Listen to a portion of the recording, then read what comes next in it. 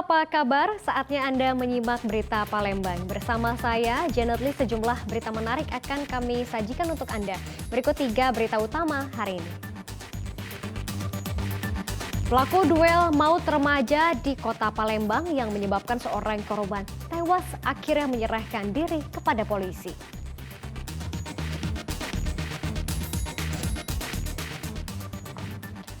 Penerbangan dari Bandara Internasional Sultan Mahmud Badarudin II Palembang menuju Arab Saudi kembali dibuka untuk jemaah umroh.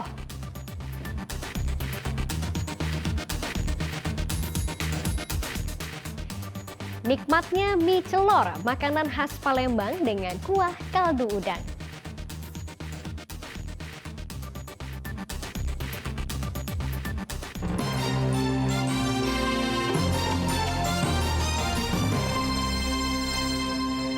Kami hadirkan informasi yang pertama, pelaku duel maut yang menewaskan seorang remaja di kota Palembang akhirnya menyerahkan diri kepada polisi.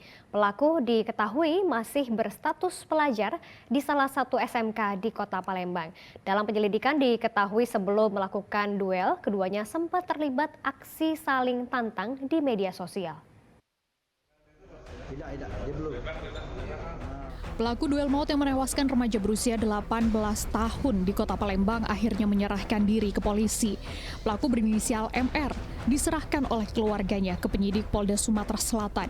Sebelumnya pelajar umur 16 tahun itu sempat diburu tim Reskrim Polrestabes Palembang.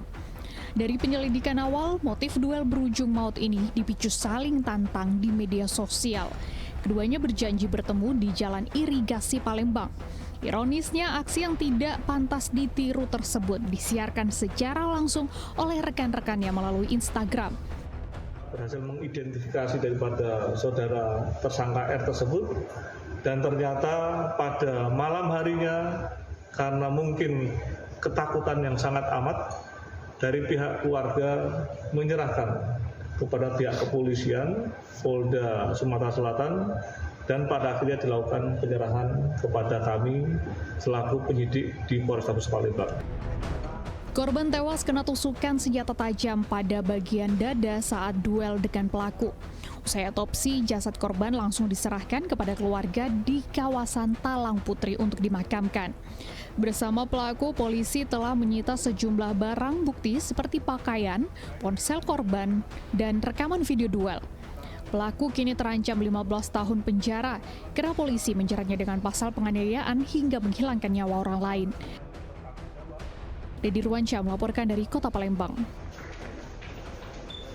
Polisi meringkus 2 dari 20 begal yang aksinya sempat viral di media sosial saat menyerang korban di kawasan Pelaju, Kota Palembang. Salah satu pelaku yang ditangkap berusia remaja, sedangkan 18 begal lainnya masih diburu polisi. Inilah rekaman video amatir saat para begal merampas ponsel pengendara motor yang berada di kawasan Pelaju, Kota Palembang. Mereka juga membacok korban dengan sebilah celurit hingga luka parah. Ironisnya, usai melakukan pembegalan, para pelaku mengunggah videonya di media sosial sehingga memudahkan polisi mengidentifikasi para pelaku. Berbekal rekaman tersebut, polisi meringkus 2 dari 10 begal. Salah satu pelaku yang tertangkap berusia 17 tahun. Kedua pelaku ditangkap polisi di rumah masing-masing di kawasan Tegal, Binangun.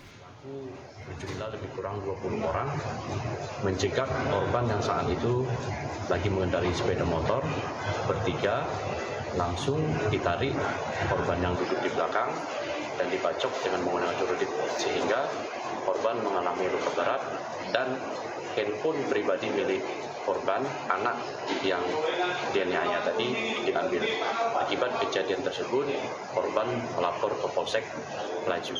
Diduga komplotan ini bukan kali pertama melakukan pembegalan karena banyak laporan kasus pembegalan dengan modus serupa. Polisi telah menertibkan daftar pencarian orang terhadap 8 begal yang masih buron. Kedua pelaku yang ditangkap kini mendekam di ruang tahanan Polsek Pelaju. Dedi Ruansyah melaporkan dari Kota Palembang. Baru keluar dari penjara, seorang penjamret ponsel di Palembang kembali berurusan dengan polisi karena kasus serupa. Pelaku ditangkap setelah menjamret ponsel milik gadis remaja.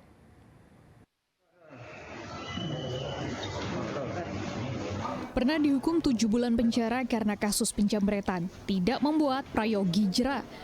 Pria berusia 20 tahun itu kembali berurusan dengan polisi setelah menjamret ponsel milik gadis remaja. Polisi kembali membekuk tersangka saat nongkrong bersama teman-temannya di Pasar Modern Pelaju, Kota Palembang. Tersangka beraksi saat melihat korban bermain ponsel di depan rumahnya di Jalan Panjaitan. Polisi yang melakukan penyelidikan akhirnya mengetahui keberadaan tersangka. Meski sempat membantah menjamret korban, warga Banyuasin itu tidak dapat mengelak setelah polisi menemukan barang bukti ponsel korban di saku celananya. Tersangka melarikan diri.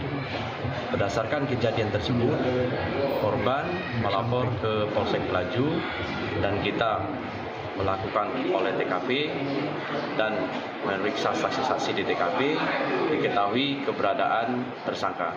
Tersangka kami amankan di seputaran Pasar Modern Pelaju. Saat digeledah, ditemukan satu buah handphone milik korban yang berada di saku sebelah kanan. Bersama tersangka, polisi menyita barang bukti 1 ponsel korban.